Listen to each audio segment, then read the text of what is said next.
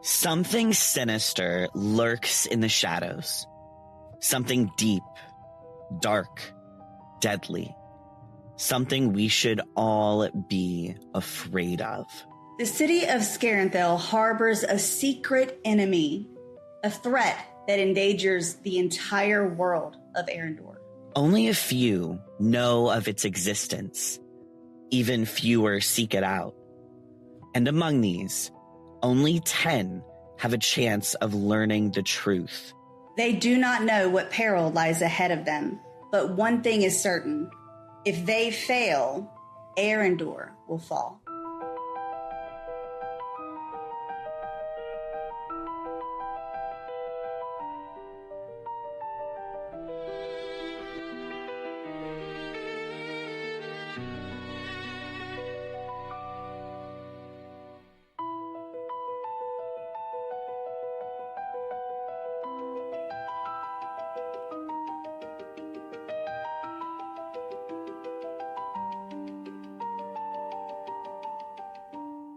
Once again, welcome back to Tabling the Narrative, a World Anvil-sponsored podcast where we shine the light on scenes, characters, and lore that make a good story into a great one. We're your hosts. I'm Jen. And I am Sage. Okay, so here's the rundown for today's episode.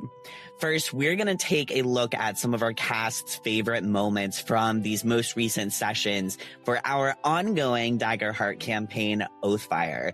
Then we have got a special look behind the scenes of our live streams. We'll also interview the cast, put a spyglass on some specific scenes, and finish off with some interesting facts about the cast and characters that you never even thought about asking. All right, so let's start off with cast lights. We're going to show a few clips from these recent sessions, all hand-picked by the cast.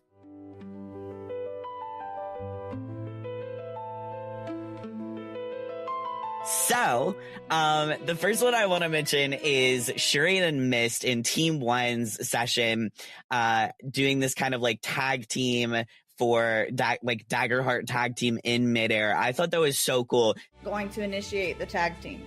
Okay. Because I had Two the tag hope. teams in a row. Just, you both roll attacks if that's what you're trying to do. Can I use my... Oh, nice. What is it? What is it? It's a critical success. Yay! I rolled a 25 with hope. Oh, I thought you were going to say two Cool. crits. Yeah, 29 with hope.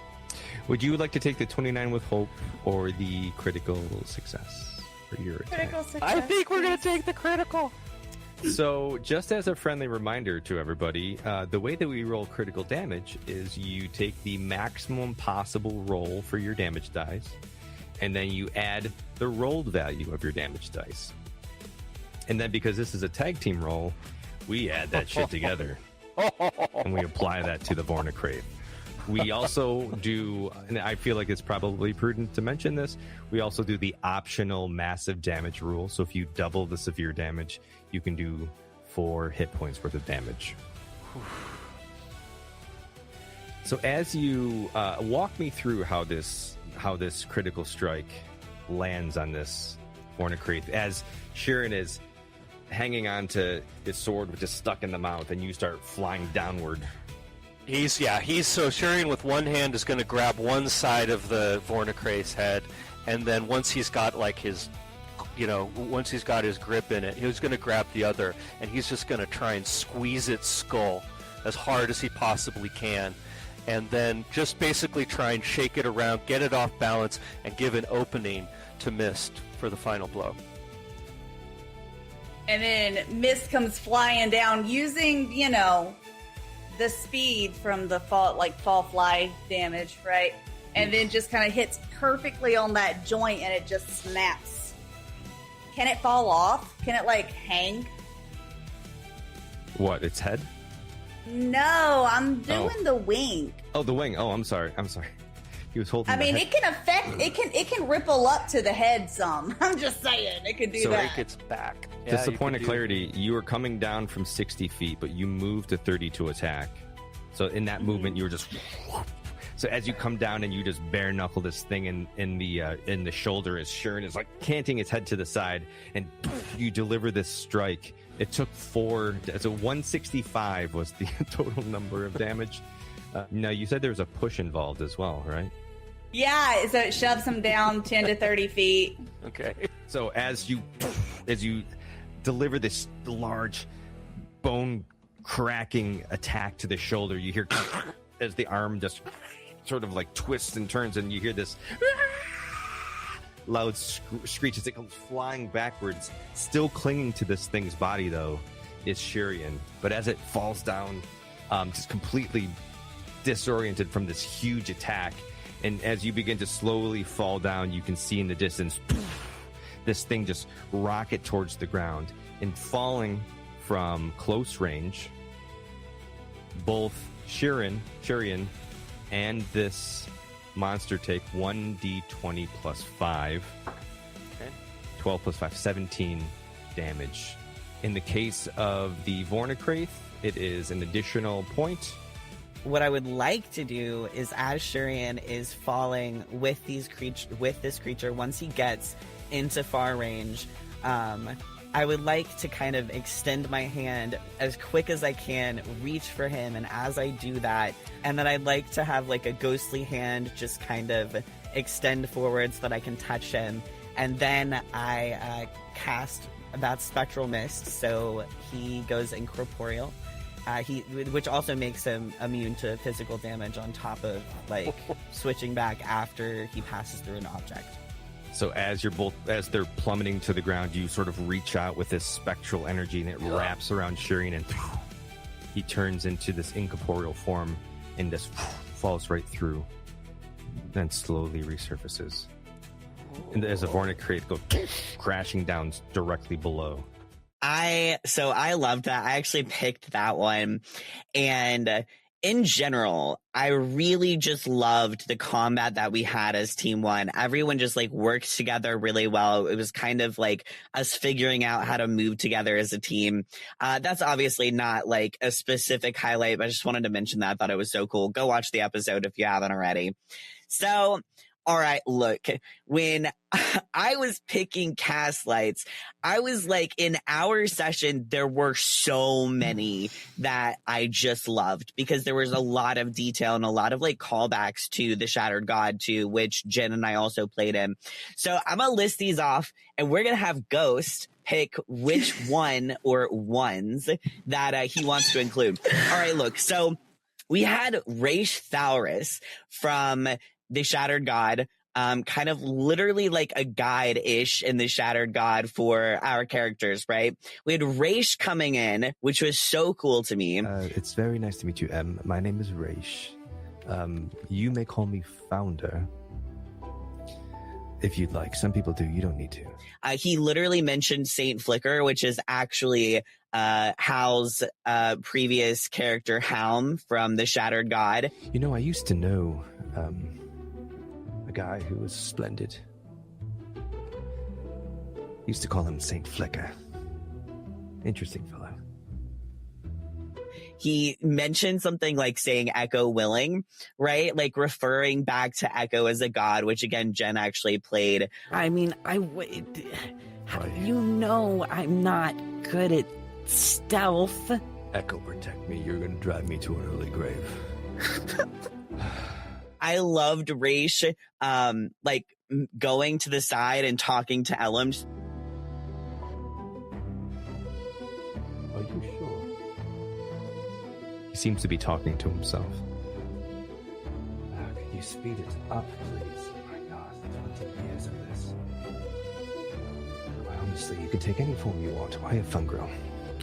And obviously nobody could hear what Ellum was saying, but it was so funny to me. I also I was getting tea from the bartender at the inn where my character M met Raish. And I went to the bartender, was like, hey, you got any tea? And I told him the tea smells like soup, which is I just had to do my personal reference to the Shattered God. I can't heat the water, but it's like it's cold tea here. It's mushrooms from the apothecary down the way, so please enjoy. Just Kind one of- gold if you... Yeah, this kind of... It smells like soup.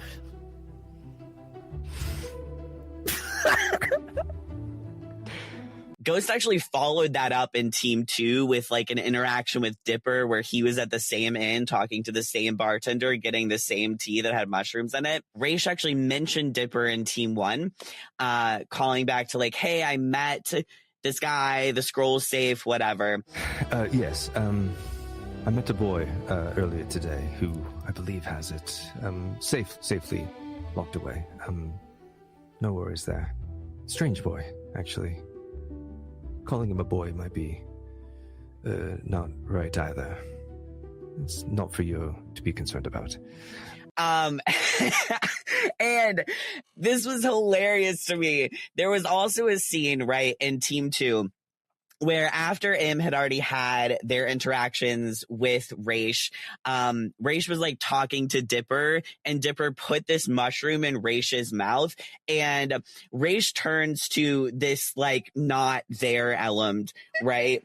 And is like, I'm sorry, he put it in my mouth. I take a mushroom from my tea and just slightly push it into his mouth. Like, for your breath. I don't know, Nathaniel. I'm very sorry. It seems you've mistaken me for somebody else. I Do you don't know need many these people anymore. that are lightly Sorry, purple? he put it in my mouth. Gosh. Who are you talking to? You keep No, looking no. over your shoulder. No one of that you need to be concerned with. Because if you didn't know, Elmd is a fungal, so he's a mushroom person. Anyway, that was a lot of things.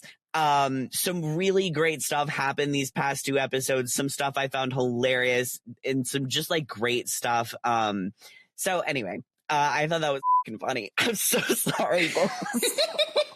It was hilarious. I really do love all the little bits and pieces of all of the just, it's beautiful. So like if you weren't here for the Shattered God, you could check out the podcast like on your travel days and stuff like that so that you can understand how hilarious it is and be there with us in these moments. You mentioning Raish talking to Dipper and Dipper putting a mushroom in his mouth brings me to one of Team 2's cast lights, which is when Dipper completely baffled Raish. You hear voices, yes? Maybe you feel compelled to do things that you otherwise wouldn't. Yes, I hear voices when people talk, and I feel compelled to help people. Also, the stars guide me. But that's not, it's like a voice, but kind of not, but it's like a sense. Okay. And Like, when you really need to take a poop and your body tells you you need to? Yes. It's like that. It's an urge. Oh, an urge. Okay. All right. Well, maybe you're not quite ready. To poop? No. TMI, but I'm pretty sure I went when I was tiding one over, I think was the phrasing. Tying one over. All right. Well, maybe we'll have a conversation at a later date. But until then, But what was it you needed help with? give you this warning. Like, I feel like considering how well versed Raish is in general, like knowledge of things, he had no idea how to handle this person. He was like, but like, what if this, like every single time he tried to get to him, it didn't work. So he was like, you know what? When you need me, this is where I'll be. Okay. You also, so this was another of Team 2's cast lights, but I'm going to let Jen explain them about the jailbreak in Team 2's episode. Yeah. My favorite parts about the jailbreak were whenever like the chains had snapped and like everyone started like sliding out of the room. It was hilarious. As this platform is going upward, and you kind of see the the artificer's just not looking great. All of his mechanical beings that he's created are entangled or otherwise engaged. And as this thing comes up, you feel this like sudden jerk as it stops because two of the chains have snapped and the entire platform falls sideways. Oh boy. And everyone starts to try to hold on. What exactly are we doing as a group? Just out of curiosity. Trying not to fall. So as this thing kind of moves and you start sliding backwards, Balo got a 30 plus 4, so 34 total. I kind of have something I want to do too, because there's the thing that's sparking next to me. Can I whip that? Which will swing me down to where I think the button is for the gate or the door. Okay. Is that all? I can swing down. Can I hit the button to the door so it's not wide open and hanging downwards? Cinematically, can we say that Dipper fell down beside Ballo and like sliding down with their axe, and then use their hand to like swing him over? Yeah, absolutely. So you put your axe down and sort of slid down the way, and using your axe to slow your descent as it sort of like the whole chain vault slid sideways, and you grab onto Ballo and swing him up to an area where he can whip onto the little sparking diode and move on and hit the button. The problem is that all of those adversaries failed their rolls, so they are all also falling down to the doorway that you just closed. How's the artificer? He is not doing great, but he's slid down. He failed his roll. So as this thing began to fall, he's just in this metal contraption, right? Like he is like probably not the most agile. As he begins to fall forward, lifts off of his feet and just goes plummeting downward. Maybe he bounces off Cal's cage as he falls, just as Balo goes and closes the door. Actually, I will let the dice decide if he made it in time. I'll roll for it. All right, you're going to be rolling against 21 DC. That's his evasion. Add 21. That's double 12s. Jesus Christ. Oh, crit. Nice. He's done. Or he's double alive. dagger heart symbols. I will do you one better, as they all Can the door have failed close to roll. on him? All of the adversaries are all sort of falling in unison as they've all failed to roll. He begins to fall. The vines begin to break around the same time. He's gone. The rest of these, tell me how this happens as they're all falling towards the door. So I'm not quite clear. Is the door shutting before they get to it or after, or is it? You rolled a crit. You can have it be whatever you want. All right. As I think the four or the group of those guys will fall straight out, and the other guy was like the artificer guy was way up higher, so it took a little longer to fall down there. And I think as he's going down, Ballo hits the button and the door closes, like on his arm as he's falling out of it. So he's dangling, or probably crushed arm, hanging on the other side of the door. Outstanding. So he's just like, so like as he hits all these things on the way down, he's taken some damage, so his hit points are done. But the arm gets locked in this door, so he's just dangling there, unconscious. I was like, what? Like, there were just all these people just sliding, and he rolled. And it just so happened, the dice decided, right, that like all the bad guys fell out. And all the good guys stayed in. Good guys. We don't really know that much about a couple of them right now. And there could be ulterior motives we don't understand. But, yeah, when they just started sliding out, I found it so funny. And then they were like, we got to go. Like, I can teleport us. If you want to leave, you got to be near me. And then, like, someone was screaming for help off to the side. And Dipper, doing as Dipper does, another one of my favorite parts of that whole jailbreak was when Dipper, like, is like, okay, I know I gotta leave, but like, there's a person. So he's like, last ditch effort. I'm just gonna toss this right in there. And You know what? It's been really, really loud. There's a lot going on. Why don't you make an instinct roll to perceive and see what you can hear? Well, okay. That is a 22 with hope. Okay, take your hope. You can start to hear from one of the vaults, you start hearing some like someone's pounding for help. Okay, so there are other people trapped in here. At least one. There is 2 chains left. Just to throw that out there. Yes, so we better act quickly before. We better act quickly before. Let's get this straight. I'm teleporting out of here. And if you're close, you get to come with me.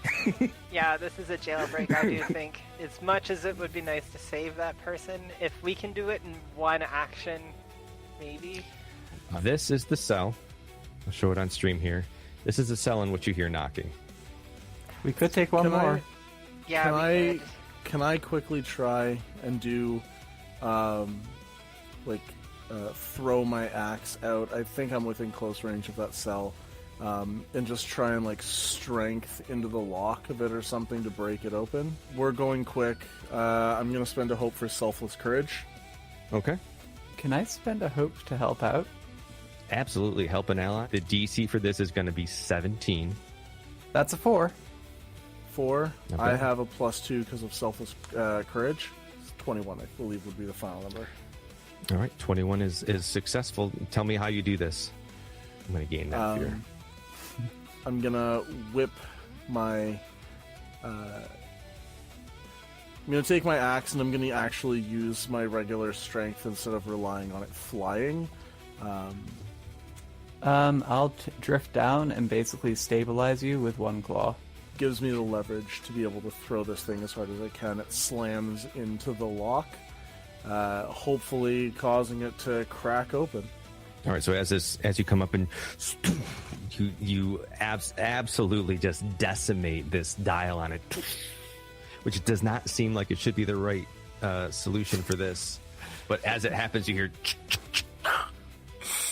and the door slides open, and as you are there, you can see that there's an older Dracona, like sort of green scales. Looks like he's wearing like very scholarly robes that have just been very, very worn. There's blood. They're torn. It looks like he's been through a lot, possibly been tortured, and you can see that he's just like reaching an arm out as well. But yeah, and then it turned out being someone that is actually helpful. Yeah, we're going to nice. talk about that. We're going to talk about that actually later in our scene study. And after Team 2 had actually they had gone into the jailbreak to save Kale, long story. And Kale came back. And Meadowlark and Kale were supposed to have this meeting to discuss cartography in like Team 2's very first session on their own. And that didn't really happen. Meadowlark was supposed to immediately leave. There were literally guards coming after them, like banging on the door. Meadowlark is like, but we were supposed to talk about this. So this is the person. I knew exactly where you were going with that. This is the same person that Meadowlark had talked to in that episode. In Team 2's most recent session, Meadowlark's like, I told you we were going to meet and talk again. Told you I wanted my meeting. Yeah. It was great. It's beautiful. All right. And that is going to end our cast slates for today, but we are not done showing off the cast just yet. So keeping the focus on our cast, we're going to show you a little inside look at what goes on behind the screen during our live play sessions. Roll the tape, Ghost.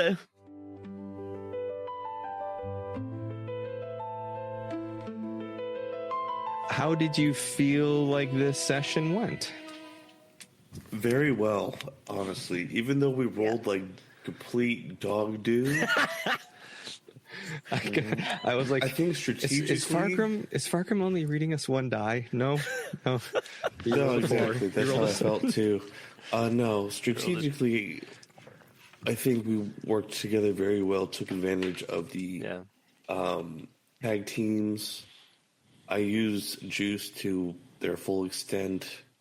Everybody chipped in evenly. I felt like no one really hogged that spotlight. And we overcame the odds. You did. Only because of the lava. We would have died. Oh, I thought I was dead. It went better than I thought it was going to. It somewhat. Pretty much what I was anticipating. Yep. I did not expect to. Except for the whole thing going sideways and all that. That was cool. Yeah, I was that gonna- pretty cool. It's like, man, if this thing falls, they're kind of screwed, right? Like, What would have happened had the teleport not worked? Thank you, Ballo, for saving us all. you'd be taxiing on Meadowlark's back to someplace. Oh, Exactly. I had a backup too. I had my magical beanstalk we all could have jumped on, but Very nice. that would have been cool. Oh, I do think wow. just having somebody in there upped the stakes as well. Of shit, we need to rescue somebody on top of everything. That was fun, I get my meeting. especially because we were like worried about how long do we have before this thing breaks. Like I could see Vallo was like, "Get the fuck over here." But Dipper's like, "I ain't no man left behind." Part of me was even like upset that we couldn't have rescued the artificer. Like, This about is you? After Aaron's 100%. speech, Yeah, I mean, this is 100% how I expected it to go. Like, I knew we were going to rock it. I knew.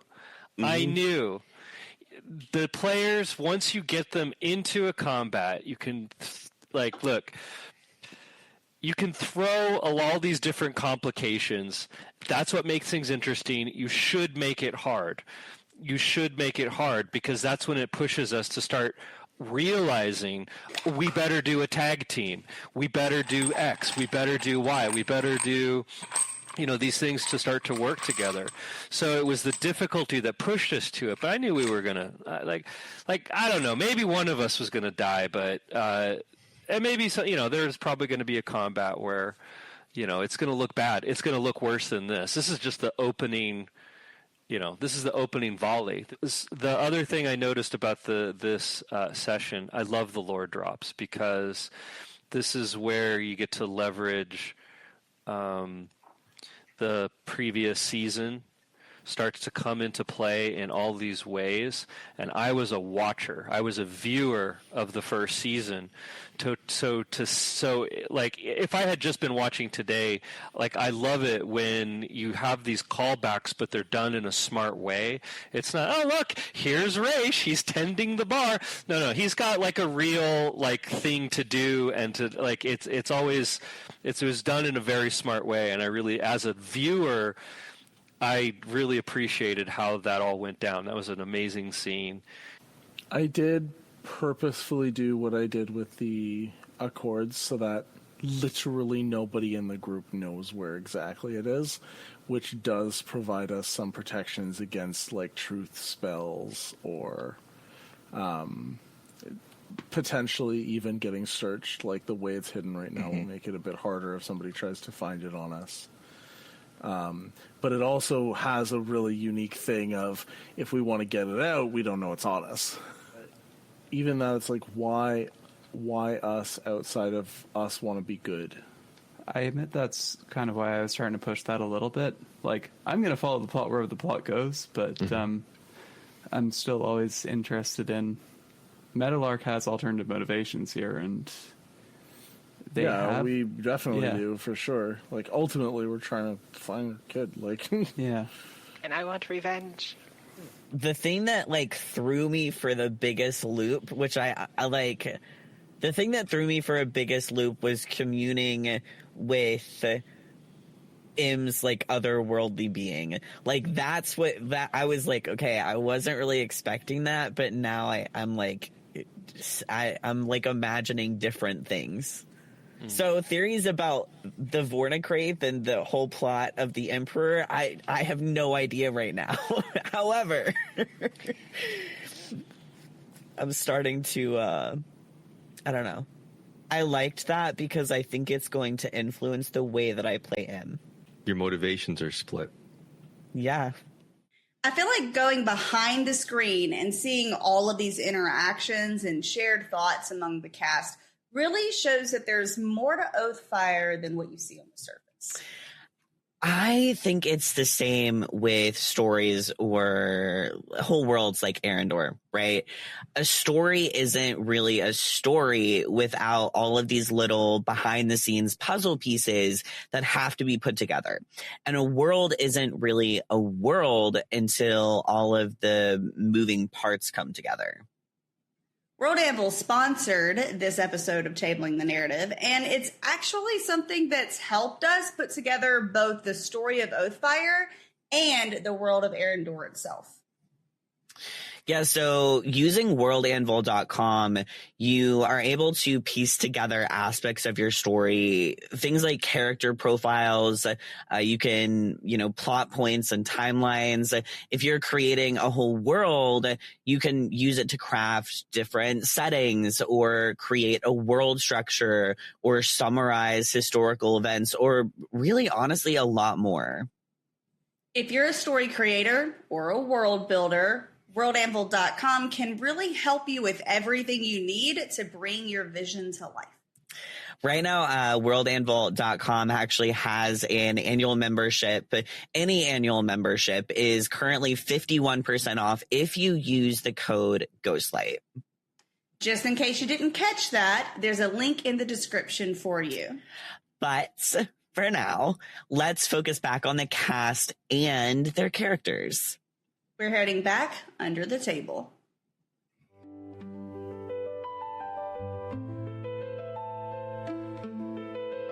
All right. So, Christian, how many friends has Dipper made at the Bazaar Inn area? How many friends have I made at the bazaar?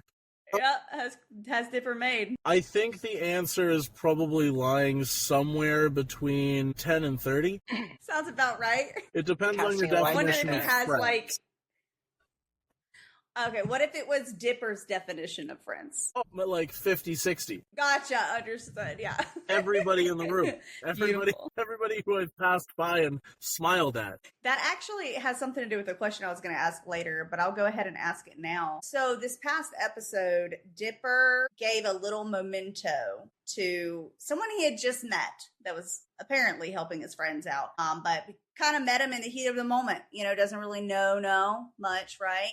Does he give little mementos to everyone? Is there like a threshold for like if they do something for my love, my apple, or whatever, right? Then he gives little mementos away? I think a lot of the stuff that I carry and what I have on myself is things that I've picked up and used or reused to try and make it so that it has new use to it. So if I have a trinket and I see somebody and they seem like they're going to need it or it will make them happy, there's no cutoff. Like in the entire season, you see how free I am with gold. That's because I'm just viewing gold as another thing that I found somewhere. If giving somebody a button is going to give them the same happiness, why wouldn't I do that? Right. Yeah, makes sense. So gold is just other trinkets to give people little mementos. I don't understand why everyone's so happy with it. It's just a medal. Neither do I, darling. Neither do I. It's not even a good metal. There's not even decorations on it, like... It's so soft, it bends so easily. Total trash. You can't use it as, like, tips of arrows or anything, It's a superconductor. Don't get me going into physics, but... Wait, this piece of dynamite will make you happy, strange enemy? All yours. Where exactly does Dipper go when he's in those trance-like states? Like, what's happening in his brain? Imagine the scene from Limitless where he's got like math equations and stuff flying around in his head, except instead of that, it's like stars and galaxies and stuff kind of like rushing past, like suns nearby and stuff like that. It is something you would experience if you did way too many mushrooms, but then as that's happening, it's more than that. It's like a language is being spoken to him. So it's almost like he's having a conversation with the greater cosmos. Nice. It's very interesting. All right. So this was actually asked, I believe, okay, this one, I feel like the answer might be obvious, but also at the same time, it might not be because it's Dipper. So who knows? Is there something that happened in Dipper's past that made him not like it when people are somber and he wants to fix it? Honestly, not particularly. That is more of just a quirk of his. His past was actually for the most part, fairly happy. There was one traumatic moment, and then there was the shattering, but had like a loving family and all that stuff. And then meeting Meadowlark was another happy moment. Meeting Reyna was another happy moment. For him, I think it's more... Have you ever met a kid that's just like super simple-minded but super sweet at the same time? Like some kids are just probably, yeah. It was mean. Some kids don't have that like super empathy, but other kids have this like extreme empathy about them. Dipper kind of just never outgrew that. Gotcha. That's pretty cute. Okay. Ooh, okay. Most of these are my questions. I had forgotten that I wrote this one down. All right. So this kind of feeds into what you just said. You spend a lot of time helping people, right? Probably because you have that empathy. You want to make other people have happy moments, right? You're willing to throw yourself into harm's way to save them, which you have done more than once since the series has started. You have your axe and you've used it to great effect, but not to harm people, right? You did the like dancing thing, I think, with it. Then you like threw it at that lock, right? Have you ever had to take a life before, Dipper? Not you. Yes. Okay, so whenever Reyna found that one drunk guy in the alleyway, was trying to get Lev some clothes, what was her deciding factor? This is actually like a three-parter. What was her deciding factor to get the cloak from that random person versus trying to buy one? Ghost, our DM, had told me I looked around and nothing appears to be open. Reyna's got pretty sharp eyesight, so chances are there's nothing open. So it's not that he was forcing me into that position. Yeah, I could have tried to break into a store or whatever, but like in my mind, I've seen it as, okay, here's this opportunity. I know there's drunk people around. We could do something really funny. So I said, okay, I'm just going to look for a person from the roof that's, his size and yada, yada, and the rest is history. Nice. So poor fellow, but we did pay him. Yes, and I was nice enough to cover him in garbage bags afterwards. Did Meadowlark already know about Lev's lost family whenever they were like having that moment? And he was explaining like, hey, like I've lost, my family. Yes. Did Meadowlark already know that? Yes. So first time they met, there were prison bars between them. Lev might have been looking after a cell which Meadowlark and the others were in. But Lev drinks, and when Lev drinks, Lev talks. And when Lev talks... So there was a moment whenever Reyna was making a plan, whenever they were like, come downstairs, they need you down here now. And they're like, okay, you're turning into that, you do this, you do that. I'm going to get changed into this outfit, It was made kind of... Reyna had made a statement. I can't remember the exact wording of it. But what exactly is the ladylike history that Reyna has? As far as ladylike stuff, very little. She was raised by her father, never met her mother. She doesn't really know what happened to her mother. Her father said he'd tell her one day, and that's where it got left off. Because, I'm sure he did plan to, but, he's no longer with us, sadly. So very little ladylike stuff. Although, she hasn't lived in a box. She travels a lot. She got to witness a lot of how women live, but in the same right, she herself, I'm sure her father tried, and whoever she met along the way. So how did it feel when Lev wanted to talk to Meadowlark and he like opened his heart and like showed all his scars and all that kind of stuff, and they were in that moment? It's similar to the previous question, but now I want to actually dive into that moment when he was really digging in and talking about how he doesn't want to die for a lie, and all that kind of stuff. What was Meadowlark thinking during those moments? Well, Meadowlark is honestly probably, in some ways, one of our more happy-go-lucky characters when it comes to how they approach strategy. There's a reason that probably they are a little bit more fast and loose with their life than other people, and there's a reason that they haven't had a chance to let themselves go in the same way as other members of the party yet, and I'm still not sure how much they would or would not if they were given the chance. It was interesting feeling a lot of the more defensive layers more from oneself than one from the rest of the world peeled back, and that one did require some flaying to get through to the core. By the end of it, she was not happy. She was feeling the pain of everything that had happened so far. She was taken back to exactly what she was doing here and why she was doing it. Yeah. Let's switch it up here. We're giving actually a lot of attention to the cast and characters here. And they're really what makes Oathfire. But I also want to dissect a few key scenes before we get back to that. And this makes it the perfect time to discuss some significant moments of our recent Oathfire sessions. It's time for scene study.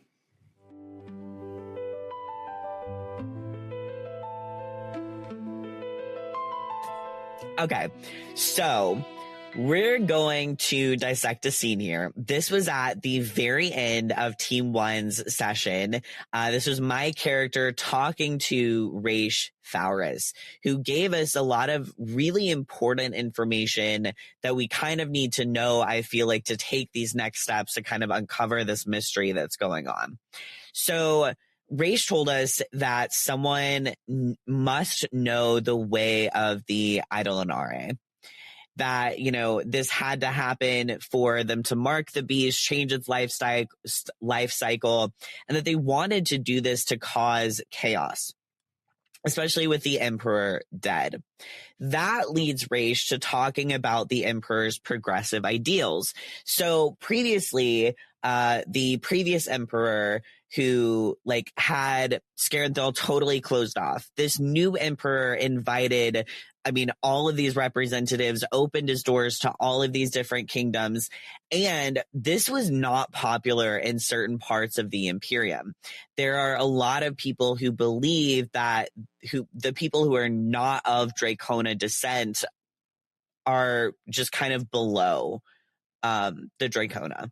And the Primarch of Ash are essentially Dracona supremacists. So Raish suspects that the Primarch of Ash is likely to have killed the Emperor for his progressive ideals. But he doesn't know why this has happened after the Accords. That leads us to his theory about the Scroll of Kaldrothar, because everyone who all of the representatives of the kingdoms who came to Scaranthal for the Accords were essentially told to bring certain relics. And that is kind of what brought the Scroll of Kaldrothar to Scaranthal in the first place. So the theory here, what Raish is getting at, is that the Primarch of Ash waited to kill the Emperor after the Accords so that the Scroll of Kaldrothar and these relics were present. And then he gives us some really cool information about the actual pact. It was never broken. The idea current knowledge in Arendor is that during the Shattering, the first pact among the kingdoms was broken. And that's true in a broken among mortals sense, is what Raish says, right? However, the magic of the old gods is still in the pact itself. So this pact is essentially, its true power here is to keep Naruthir at bay. Naruthir is the realm of Aaron's first creations, the first kind of failed monsters, essentially the Threnkai, right? So the pact pushes away Naruthir from Arendor. So Raish's question here then becomes, okay, so who exactly wants the scroll pact broken? It's important because the scroll is essentially the last line of defense from the old gods.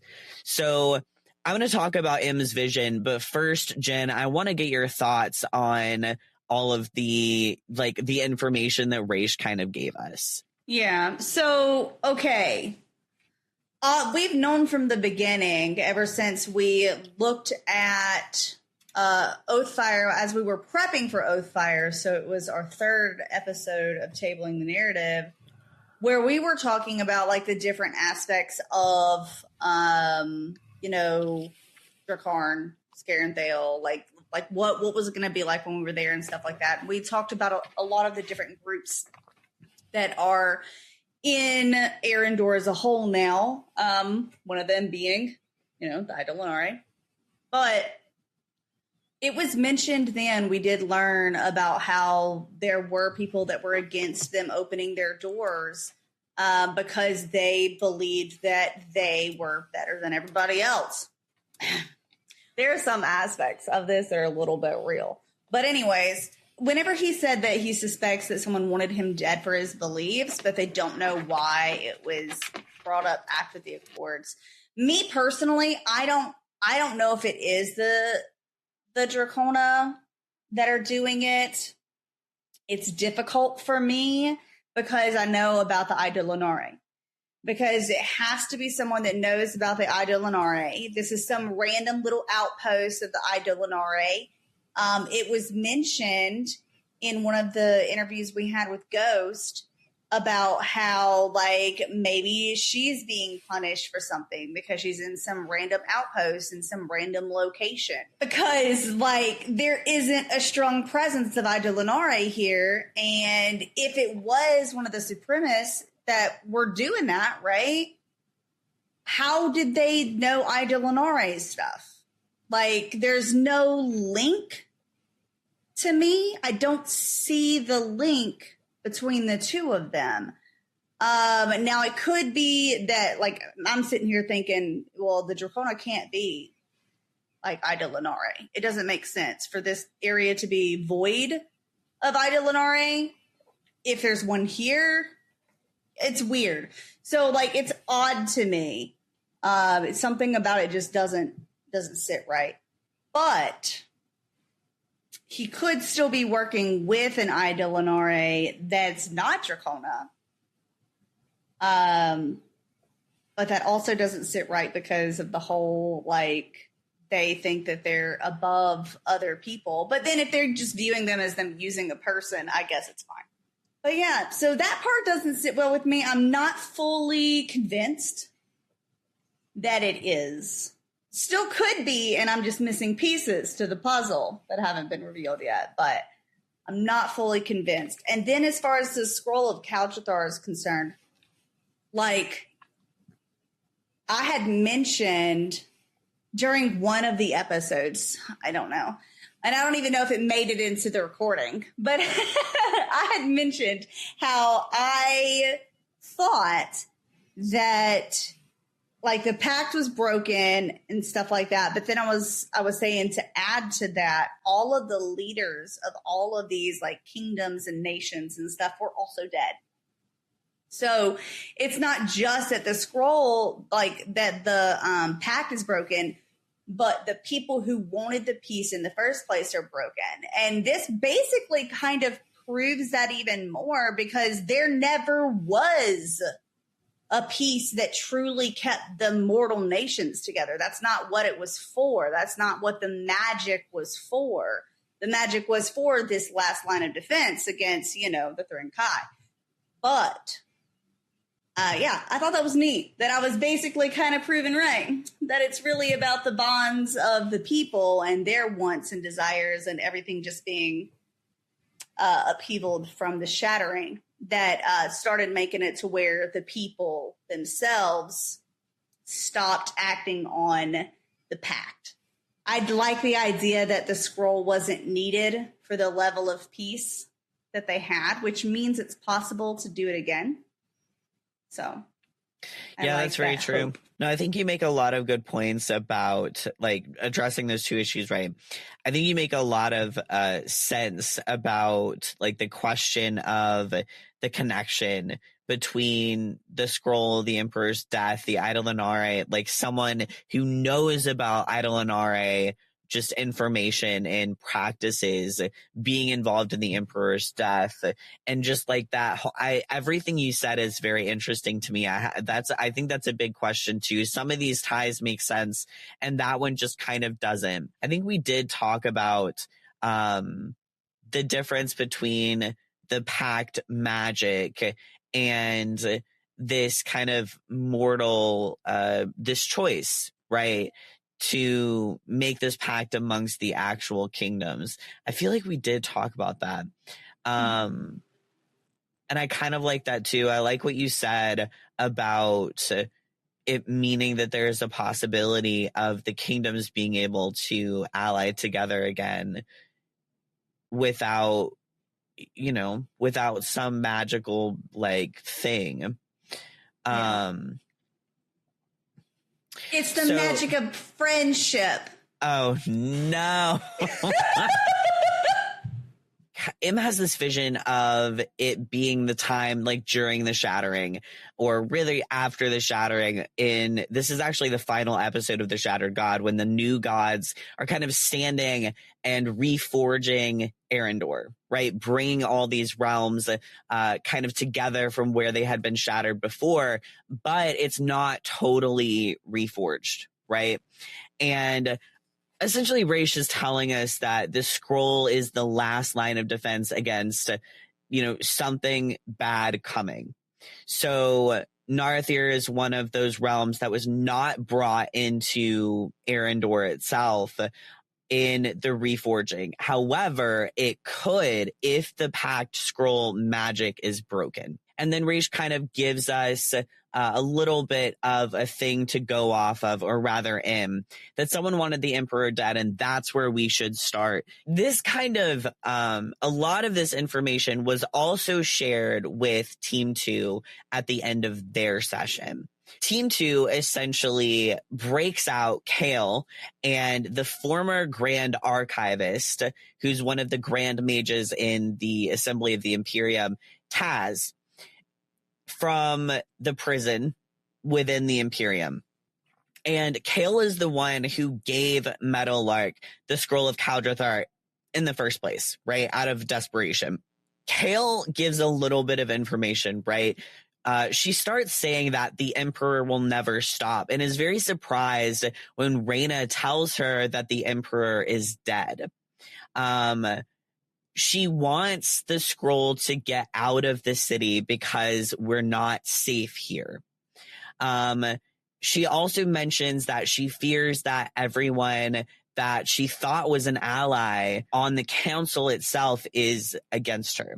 So essentially, Kale is telling us she thought the Emperor was involved with the Scroll of Kaldrathar wanting to be broken, right? She thought the Emperor was involved, but he wasn't. And she's desperate to get this scroll out of the city. I think she says it multiple times and is just stressing that we're not safe here. It's not safe here.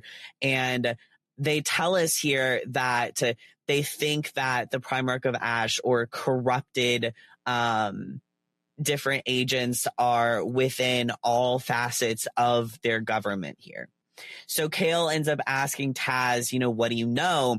And Taz again shares the information with Team 2. Okay, just to be clear, Team 1 and Team 2 are totally separate, right? They're on totally different adventures.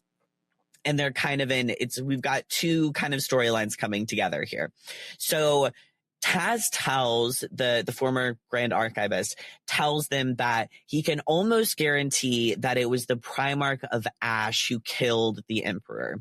He explains again how the Primarch of Ash is essentially kind of like a cult, half political organization. They're Draconis supremacists. They think that the Emperor opening up the gates of Scaranthal and Dracarn to other peoples is just very progressive, kind of angers them, and may have led them to act. At least this is what Taz says. he also tells them again that the magic of the scroll is still alive, that the pact of the mortals was broken, but the Oathfire magic protecting protecting the realms from this great evil of Narathir, right, is still alive. And that he also tells Team 2 that the Primarch of Ash wants to break this pact for real, that the representative bringing relics is related, that they probably killed the Emperor, and all of these things. So essentially they give almost the exact same information to Team 2. Yeah, I am see, I don't understand. I have no idea what in the world someone would want from let's just bring all the Frenkai here at once. It'll be great. Yeah. That's a really good point. Like, if the Primarch of Ash are Dracona supremacists, like, how does that connect to, or even if it's someone else, like, but how does that specifically connect to, like, yo, let's bring Narathir as a realm into Arendor? I have a theory that just popped in my brain. Okay, so what if, because he had mentioned something about how the cult had made its way into all different levels of politics everywhere, right? Grand mages? Maybe it's both.